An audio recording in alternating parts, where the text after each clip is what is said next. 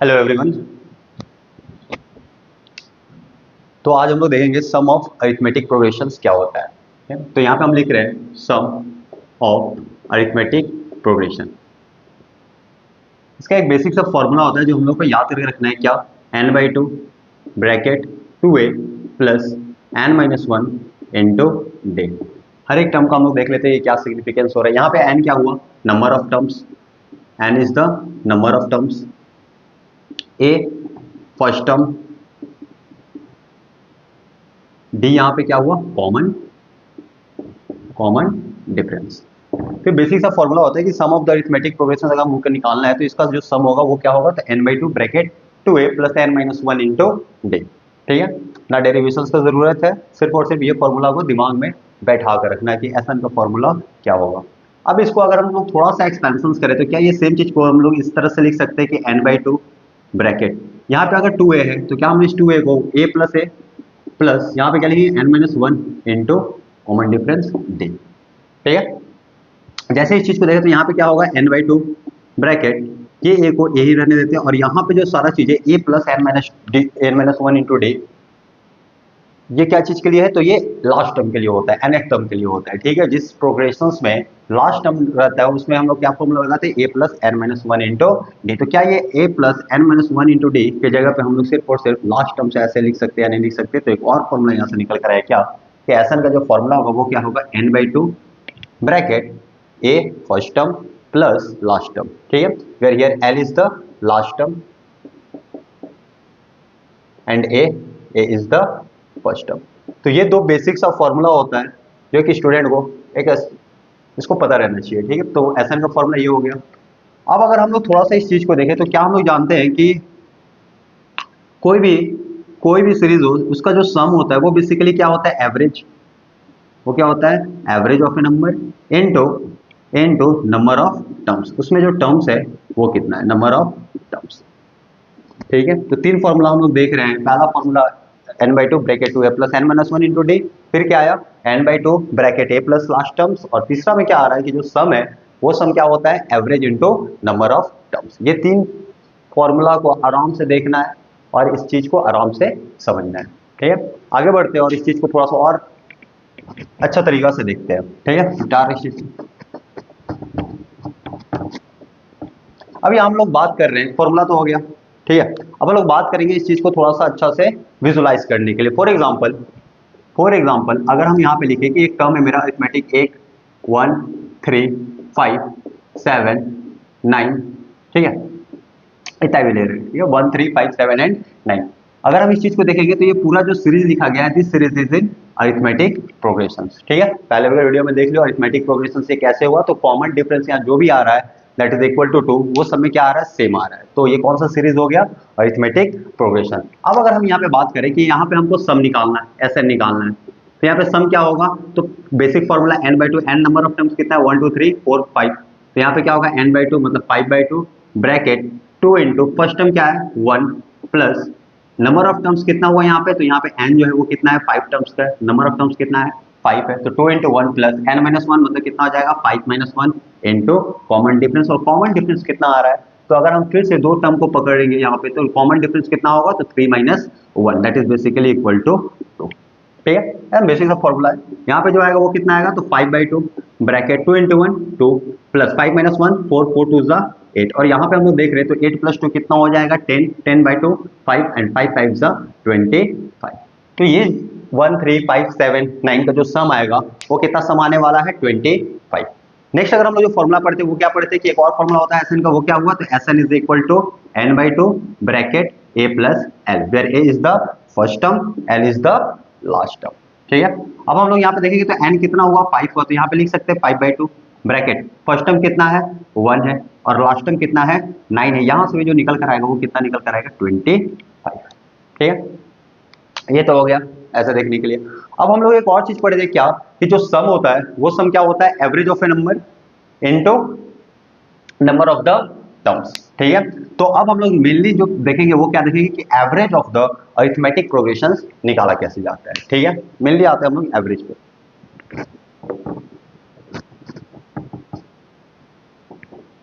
यहां पे हम लिख रहे हैं एवरेज। और इस चीज को ना थोड़ा सा अच्छा तरीका समझने की एवरेज का जो कंसेप्ट है वो कैसे सम को निकालने में मदद करेगा। ठीक है, तो एवरेज पर अगर हम आ रहे तो एवरेज में हम क्या लिखेंगे, अगर हम पूछे 1 है 3 5 7 9, ठीक है अब हम लोग जैसे इस चीज को देखें तो ये देख रहे हैं क्या कि 1 के बाद 3 आए, 3 के बाद 5, 5 के बाद 7 एंड 7 के बाद 9। ये एक पर्टिकुलर सीरीज में क्या है, एक पर्टिकुलर सीक्वेंस में क्या है, अलाइन है। ठीक है, देखा जा सकता है ये क्या हो रहा है, बढ़ रहा है असेंडिंग टू डिसेंडिंग की तरफ। ऐसा नहीं है कि यहाँ पे 3 है यहाँ पे 5 आ गया, रैंडम नहीं है, एक पर्टिकुलर वे से ये क्या कर रहा है, ग्रोथ कर रहा है।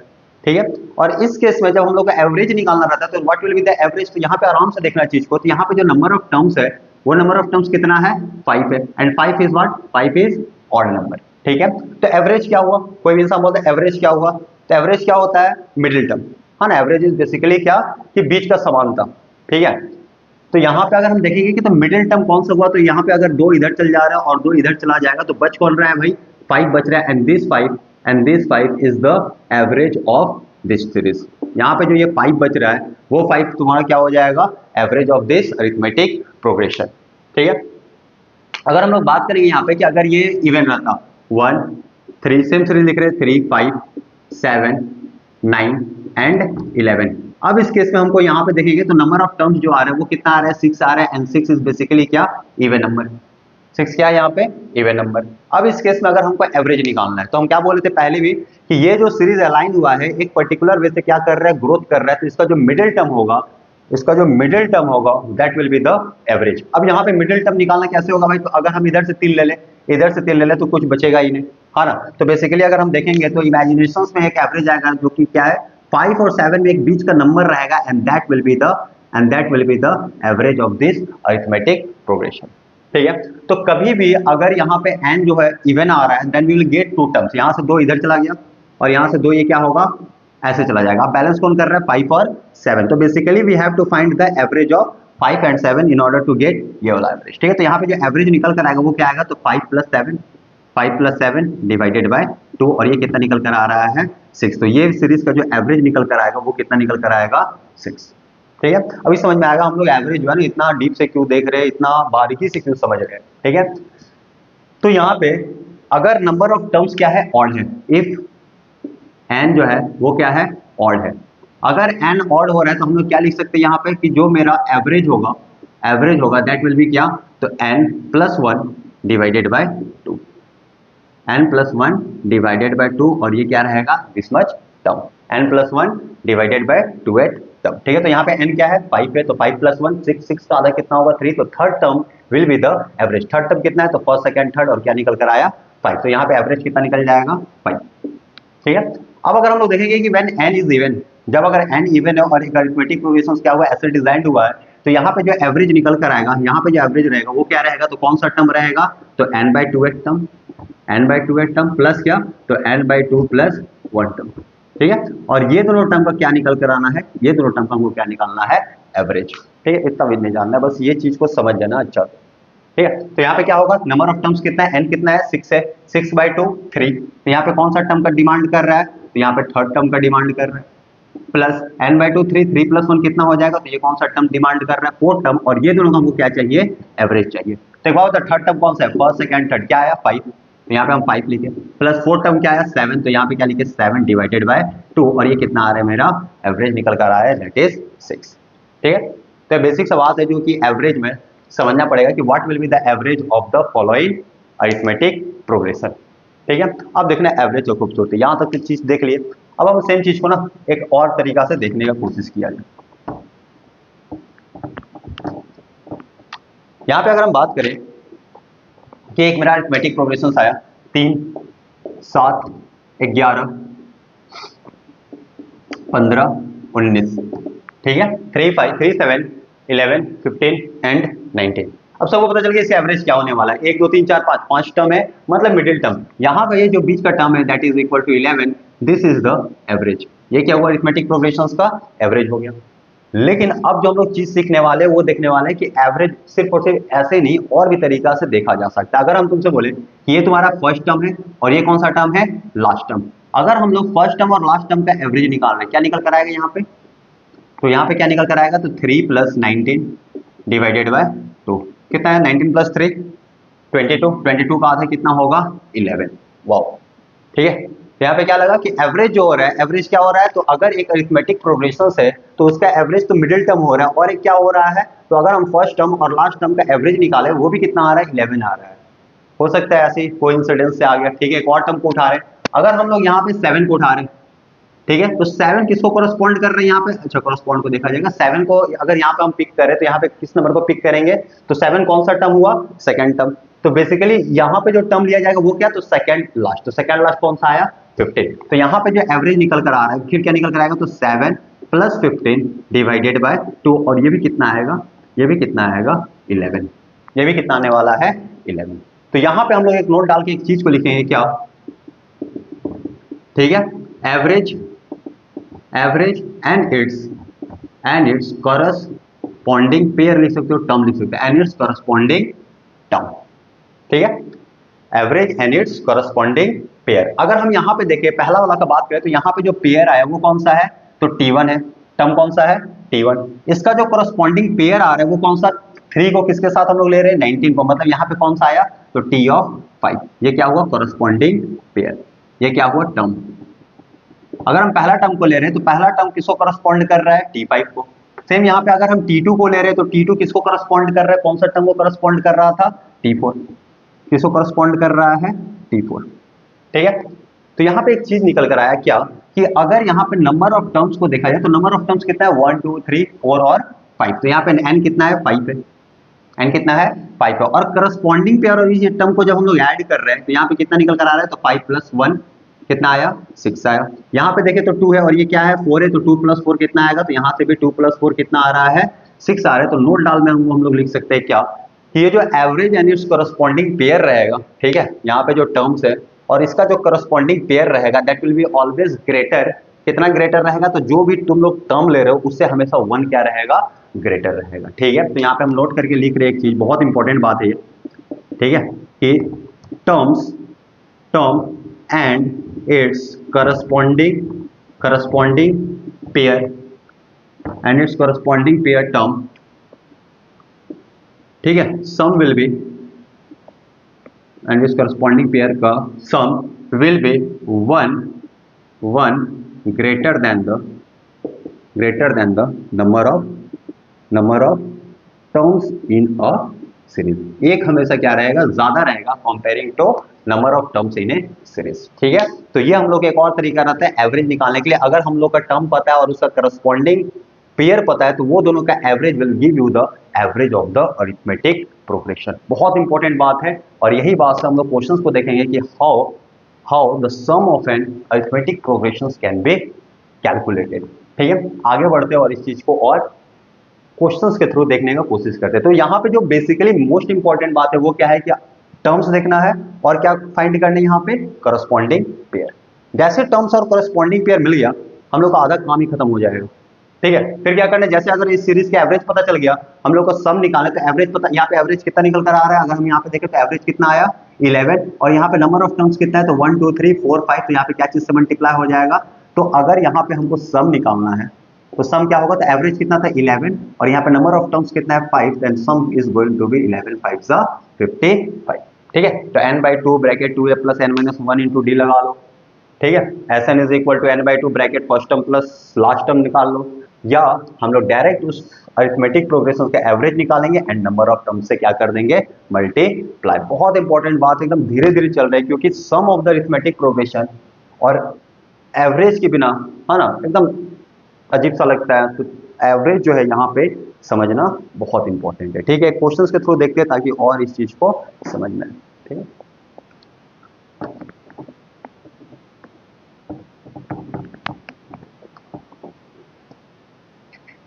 कुछ क्वेश्चंस को हम लोग देखा जाए क्या होता है एवरेज से क्वेश्चंस। बहुत सही क्वेश्चन है और इस क्वेश्चंस को अच्छा से बनाने की कोशिश करना है। Sn कितना दिया गया है, तो Sn is equal to 5n square plus 3n। Find first term a, find common difference d और तीसरा में क्या है फाइंड द 28 टर्म। बहुत सही क्वेश्चन है कि find the first term, find the common difference and the T20, हाँ ना, T20। ठीक है, बढ़ते आगे। यहाँ पे जो चीज को देखा जाए वो क्या है, एसएन का एक पैटर्न में दिया गया है कि ये जो अरिथमेटिक प्रोग्रेशन को जो एसएन रहेगा वो इस पर्टिकुलर चीज को क्या करेगा, फॉलो करेगा। क्या है, 5n² प्लस 3 टाइम्स n।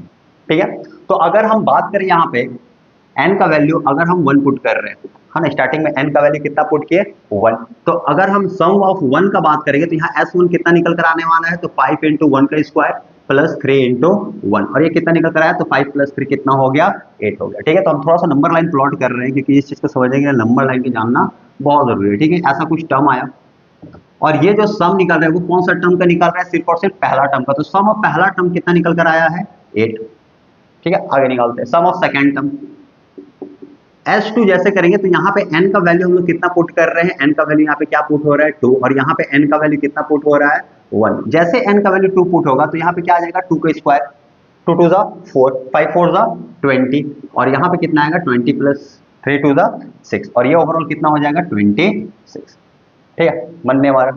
और हम लोग निकाल रहे हैं S of 3, sum of the third term, मतलब फर्स्ट सेकेंड और थर्ड। यहाँ पे कितना निकल कर आएगा, तो यहाँ पे अगर हम 3 को इनपुट करेंगे, 3 का स्क्वायर, तो 3 3 जा 9, 9 5 जा 45, प्लस 3 इंटू 3, तो 3 3 जा 9, 45 प्लस 9 कितना हो जाएगा, 54। इसको निकालना was not that much important, बस समझने के लिए हम लोग यहाँ पे इस चीज को निकाल देंगे। ठीक है, बहुत इंपॉर्टेंट बात है और इस चीज को समझना बहुत जरूरी है। ठीक है, यहाँ पे अगर बात आया सम ऑफ द फर्स्ट टर्म, अगर हम बोले कि ये मेरा पहला जो टर्म है वो कितना है, A1 है, सेकेंड टर्म है वो मेरा क्या है, फॉर एग्जाम्पल A2 है, थर्ड टर्म है वो मेरा क्या है, A3 है।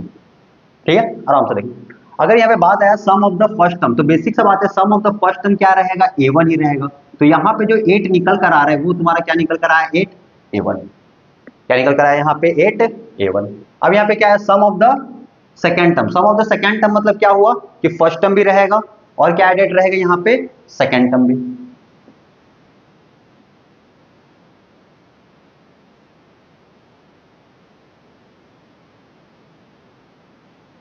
और यहाँ पे क्या रहेगा, सेकेंड टर्म भी। ठीक है, तो यहाँ पे हम क्या लिख सकते हैं कि कहाँ गए ये वाला, ठीक है, एस ऑफ 2 जो आ रहा है वो क्या आ रहा है, तो A1 भी है और इसके साथ क्या ऐड हुआ है, A2, और यहाँ पे जो ओवरऑल वैल्यू आ रहा है वो कितना आ रहा है, 26।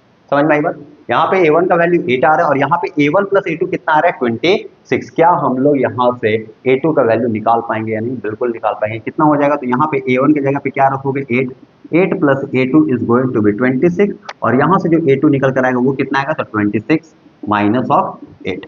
ठीक है, 26 माइनस ऑफ 8 कितना हो गया, 66 नहीं, 69 होगा। ठीक है, 18 कितना आएगा, 18 आएगा। ठीक है, तो यहाँ पे डायरेक्टली निकल गया कि A1 का जो वैल्यू आ रहा है वो कितना आ रहा है, 2 आ रहा है, और A2 का जो वैल्यू आया वो कितना निकल कर आया है, 18। अब हमको क्या बोल रहे हैं निकालने के लिए, find the first term, first term कितना निकल कर आ गया, 8। Find the common difference. अब हम लोग कल के क्लास में देखे थे कॉमन डिफरेंस क्या होता है। Common difference is the difference of consecutive term, दो कॉन्जिक्यूटिव टर्म्स में आपस में जो डिफरेंस होगा that will give you the common difference. तो क्या यहाँ पे हम लिख सकते हैं कि जो कॉमन डिफरेंस होगा, यहाँ पे लिख रहे हैं कॉमन डिफरेंस विल बी क्या, तो A2 माइनस A1, और यहाँ पे कॉमन डिफरेंस कितना निकल रहा है, तो यहाँ पे 18 था और A1 कितना है, 8 है, तो 18 minus 8 is going to be 10। क्या हम लोग फर्स्ट टर्म निकाल लिए, फर्स्ट टर्म कितना निकल कर आया, 8, कॉमन डिफरेंस कितना निकल कर आया है, 10। यहाँ पे बोला जा रहा है find the T20। Wow, T20 कितना हो जाएगा, तो T20 will be is equal to A plus NS का फॉर्मूला लगाएंगे, n minus 1 into common difference D। सब बस वैल्यू को यहाँ पे पुट कर देना है। A का वैल्यू कितना आएगा, तो A का वैल्यू कितना है, 8 प्लस n कितना है, 20 तक जाना है, तो 19 इंटू, और कॉमन डिफरेंस कितना आ रहा है, 10 आ रहा है। इसको कैलकुलेट जैसे करोगे you are going to get your T20 का टर्म। तो एकदम बेसिक सा ये क्वेश्चन है। ठीक है, और इस चीज को देखना पड़ेगा कि अगर हम लोग फर्स्ट टर्म यहाँ पे S1 निकाल रहे हैं तो S1 ऐसा नहीं कि सम, तो S1 क्या हुआ, sum of the first term. S2 जब हम निकाल रहे हैं तो यहाँ पे क्या हुआ, sum of the till second term, मतलब फर्स्ट टर्म भी इसमें एडेड है और क्या एडेड है, सेकंड टर्म। लेकिन जब पहला टर्म को हम लोग देखेंगे तो सिर्फ और सिर्फ फर्स्ट टर्म ही तो एडेड है। ठीक है, तो sum of the first term is basically going to give you the first term, है ना। तो ये बहुत अच्छे क्वेश्चन है और ये क्वेश्चन कभी भी एग्जाम में पूछा जा सकता है। और चीज को देखते हैं और दूसरा क्वेश्चन को देखते हैं थोड़ा सही, हाँ, इस चीज को कॉपी कर लेना। एक दो क्वेश्चन और देखते हैं जिसपे एवरेज का कॉन्सेप्ट का यूटिलाइजेशन होगा।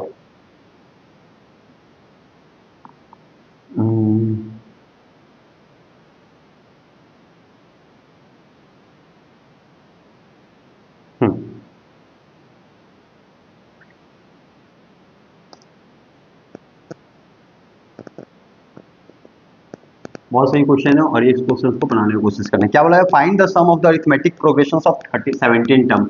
फाइंड द सम निकालना हम लोग का 17 टर्म का। Find the sum of the 17 term which third term is 8। T3 कितना दिया गया है? Third term is 8 and 8 term, जो यहाँ पे 8 टर्म आ रहा है वो कितना निकल कर आ रहा है? 28। और क्या निकालना है? Sum of the 17 term. बहुत सही क्वेश्चन है और ये क्वेश्चन को दो तरीका से हम लोग देखा जाएगा, ठीक है। तो यहाँ पे अगर हम देखें यहाँ तो टी थर्ड कितना निकल रहा है? 8।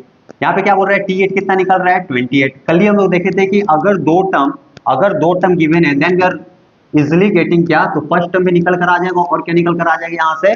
कॉमन डिफरेंस, ठीक है। तो क्या हम लोग लिख सकते हैं? T3 की जगह पे क्या लिखेंगे? तो a प्लस, यहाँ पे अगर लिखेंगे T3 कितना निकल कर आएगा? तो लेट द कॉमन डिफरेंस, यहाँ पे a प्लस n-1 की जगह पे कितना आ जाएगा? 2 a plus 3-1 into common difference is going to be 8। अगर हम T8 का बात करें तो T8 में कितना आएगा? तो a प्लस n कितना है? 8 है, तो 8-1 इनटू कॉमन डिफरेंस कितना है? d है, और यहाँ पे कितना आ जाएगा? 28, ठीक है। दो टर्म्स, दो वेरिएबल, क्या हम लोग यहाँ से a और d का इजाफा कर पाएंगे या नहीं कर पाएंगे? बिल्कुल कर पाएंगे। और यहाँ से क्या निकल कर आएगा?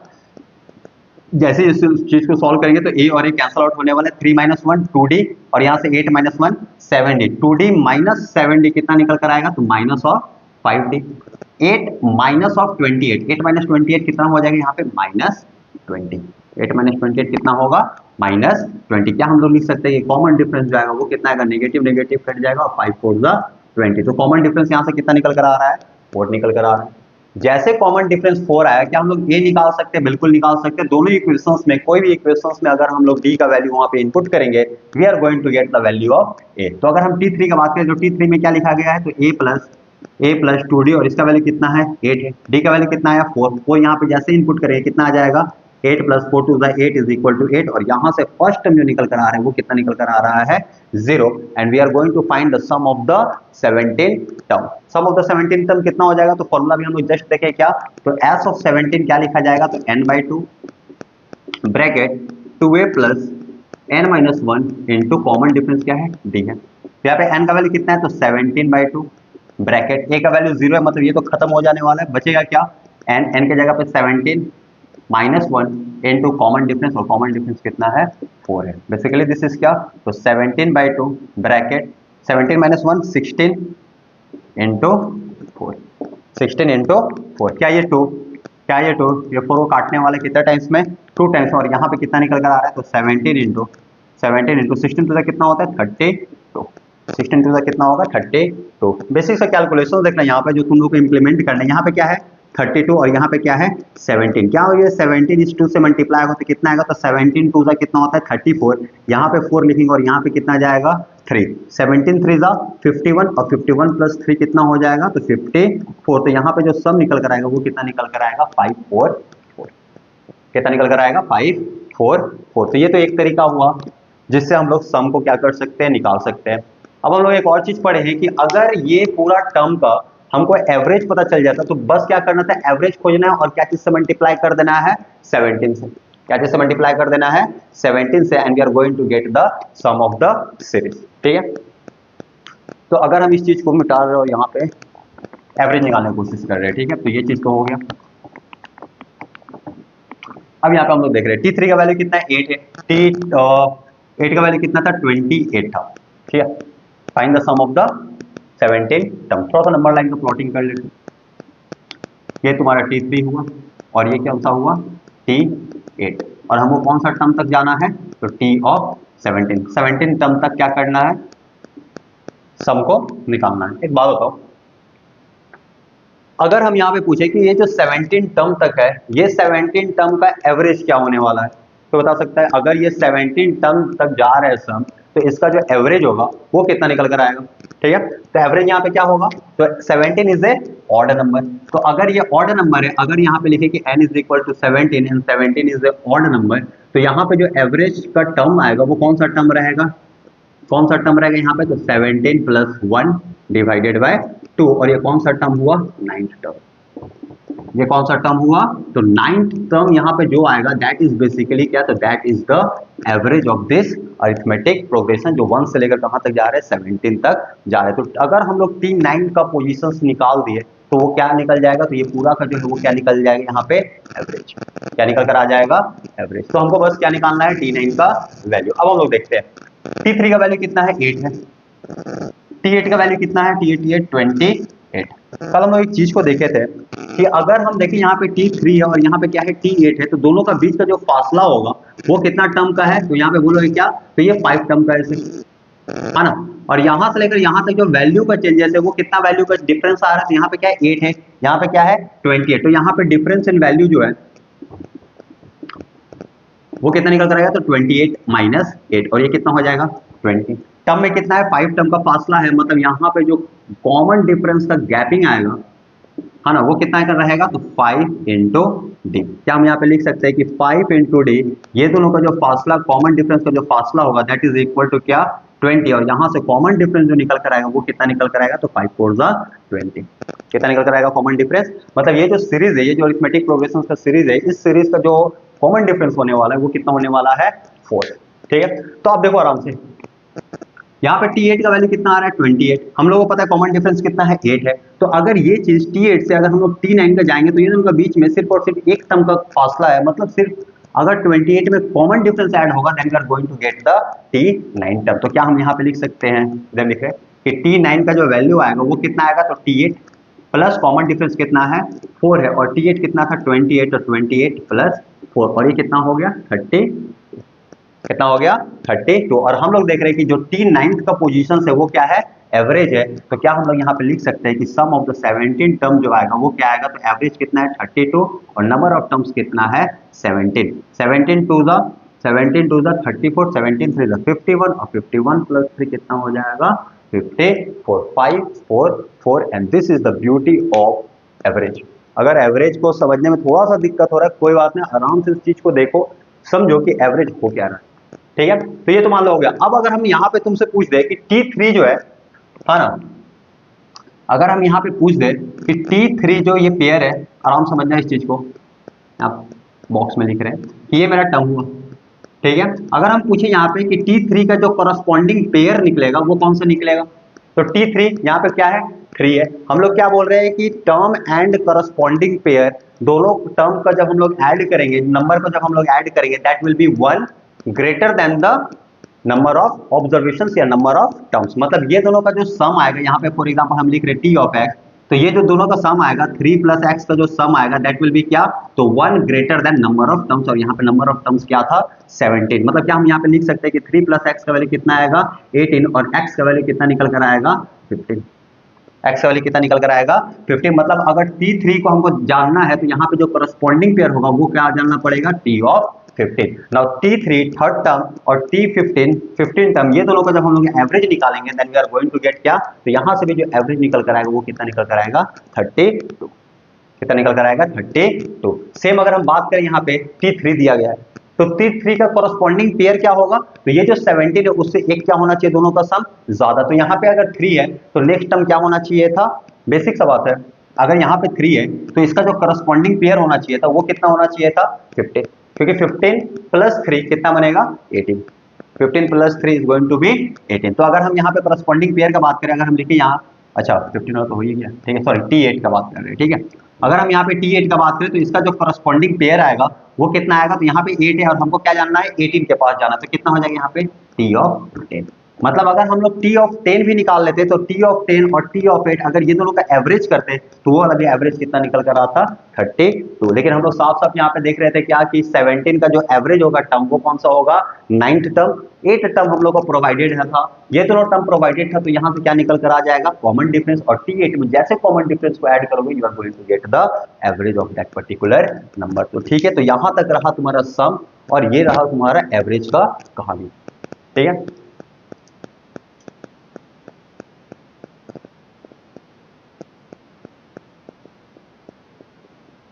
एक छोटा सा क्वेश्चन देख लेते हैं और कल के क्लास में हम लोग पूरा क्वेश्चंस रिलेटेड देखेंगे। nth टर्म का भी बहुत सारा क्वेश्चन अभी है, ठीक है, और SN टर्म में भी। अभी बस कॉन्सेप्ट था कि अगर तुम लोग सम ऑफ द एंड टर्म देख रहे हो अरिथमेटिक प्रोग्रेशंस का तो उसमें पता रहना चाहिए कि फॉर्मूला विथ एवरेज से रिलेटेड कैसे इस चीज को देख सकते हो। और एवरेज में भी क्या इंपॉर्टेंट है कि तुमको पता रहना चाहिए कि एवरेज में जो पेयर हो रहा है, ये जो करस्पॉन्डिंग पेयर बन रहा है, ये क्या बन रहा है, और ये दोनों का सम का जो एवरेज आएगा that is going to be same, अगर हम लोग टर्म्स और करस्पॉन्डिंग पेयर का कहीं पे भी एवरेज को निकाल रहे हैं। ठीक है, तो एक बेसिक सा क्वेश्चंस करते हैं और आज की क्लास को खत्म करते हैं। ठीक है,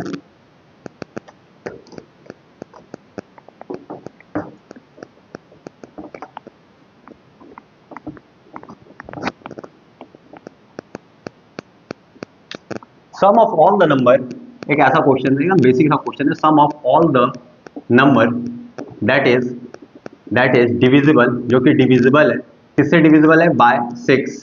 ठीक है, और किसके किसके बीच में नंबर, तो फ्रॉम बिटवीन 100 टू 400। ठीक है, तो 100 और 400 के बीच में हमको एक ऐसा सम को निकालना है that will be divisible by 6। ठीक है, तो एक बात समझो यहाँ पे, अगर हम 100 नंबर से स्टार्ट करें तो क्या 100 को जब 6 से डिवाइड करेंगे तो कितना आएगा, this is going to be 16 into 6 96, और यहाँ पे जो रिमाइंडर आएगा वो कितना आएगा, 4 का रिमाइंडर। ठीक है, मतलब मेरा जो नेक्स्ट टर्म होना चाहिए था, जो कि 6 से डिविजिबल होना चाहिए था, वो 100 नहीं, वो क्या होना चाहिए था, तो इसमें 2 जोड़ देंगे और ये क्या आ जाएगा तुम्हारा 102। ठीक है, नेक्स्ट टर्म जो रहेगा वो क्या रहेगा, तो 6 का डिविजिबिलिटी चाहिए तो 2 ऐड कर दो, यहाँ पे क्या हो जाएगा 108। और ये कहाँ तक चल रहे कहाँ तक जाएगा, तो हम लोग को नंबर कहाँ तक जाना है, 400 तक। कहाँ तक जाना है, 400 तक। क्या 400 6 से डिवाइड करके देख लो, अगर हम लोग 400 को 6 से डिवाइड कर रहे हैं, कितना आ रहा है, 6 6 36, यहाँ पे भी 40 है, और 6 6 कितना आया 36, रिमाइंडर कितना बच रहा है 4। आराम समझना, यहाँ रिमाइंडर क्या बच रहा है 4। अगर हम लोग इस 4 में, मतलब 400 में अगर हम लोग 2 को ऐड करेंगे, 402 that will be divisible by 6, लेकिन हम लोग को 400 को बियॉन्ड नहीं जाना, उससे क्या आना है, पहले आना। तो हम लोग 400 में क्या करेंगे, 4 को सब्ट्रैक्शन देंगे, मतलब मेरा ओवरऑल जो सीरीज बन के आया वो क्या बनकर आ रहा है, तो 102 108, और ये कहां तक जाएगा, तो 400 में से 4 कम रहेगा और ये कितना हो जाएगा 396। क्या हो जाएगा 396। अब हमको क्या बताना है, एवरेज बोले, अब हम लोग क्या बताना है, सम बताना है। तो SN का फॉर्मूला क्या होगा, n/2 bracket 2a plus n-1 into d, या n/2 ब्रैकेट फर्स्ट टर्म और प्लस लास्ट टर्म, हाँ ना, first term plus last term. लेकिन यहाँ पे हम लोग देख रहे हैं कि n के बारे में पता ही नहीं चल रहा है कि ये जो नंबर हो रहा है वो n कितना है। तो पहला काम जो रहेगा वो क्या रहेगा कि हम लोग को नंबर ऑफ टर्म्स को निकाल लेना है। ठीक है, तो लास्ट टर्म मेरा कितना है 396, तो क्या हम लोग लिख सकते हैं कि TL लास्ट टर्म जो होगा वो क्या होगा, तो a plus n-1 into d। यहाँ पे लास्ट टर्म कितना है 396, और ये कितना हो जाएगा, तो फर्स्ट टर्म कितना है 102 plus n-1 into common difference कितना आ रहा है 6 का आ रहा है। ठीक है, तो यहाँ पे हम लोग लिख रहे हैं, तो यहाँ पे क्या हो जाएगा 396, अगर ये 102 इधर आ जाएगा, तो एक बात बताओ,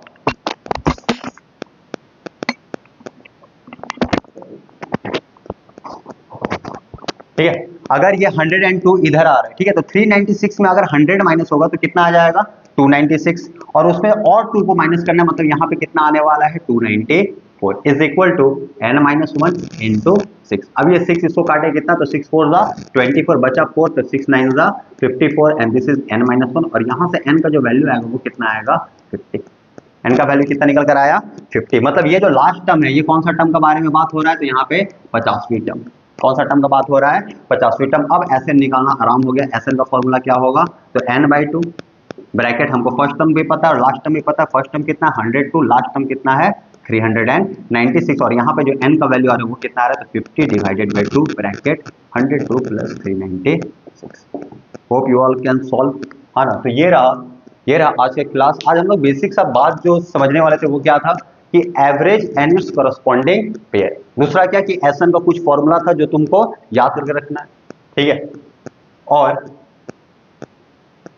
यहाँ पे कहाँ गया, सम ऑफ ऑल द नंबर। यहाँ पे कभी भी अगर डिविजिबिलिटी का केस आएगा तो हम लोग को देखना है कि क्या ये नंबर जो पहला टर्म है वो इस नंबर से पहले नहीं आना चाहिए था, और ये जो लास्ट नंबर है उससे अधिक नहीं जाना चाहिए। It's will be between this two, ठीक है।